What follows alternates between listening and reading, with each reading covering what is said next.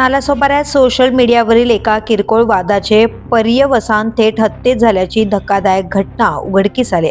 नालासोपारा पश्चिमेतील हनुमान नगर परिसरात पहाटे 4:30 वाजेच्या सुमारास 24 वर्षीय आफताब शेख याची पत्नीसमोरच चाकूने भोसकून निर्गुण हत्या करण्यात आली.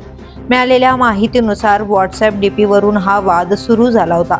आरोपीच्या मुलाचा फोटो मृत आफताबच्या पत्नीने आपल्या व्हॉट्सअप डिस्प्लेवर ठेवला होता. याच कारणावरून दोघांमध्ये वाद निर्माण झाला आणि तो हळूहळू विकोपाला गेला.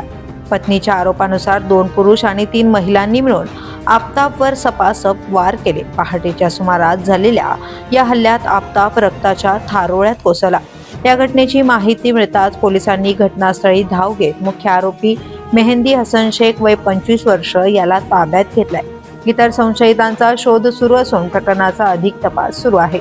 दरम्यान आरोपीच्या नागरिकत्वाबाबत आणि पूर्वीच्या गुन्हेगारी पार्श्वभूमीबाबत स्थानिकांकडून विविध दावे केले जात असले तरी पोलिसांकडून अद्याप अधिकृत दुजोरा देण्यात आलेला नाही.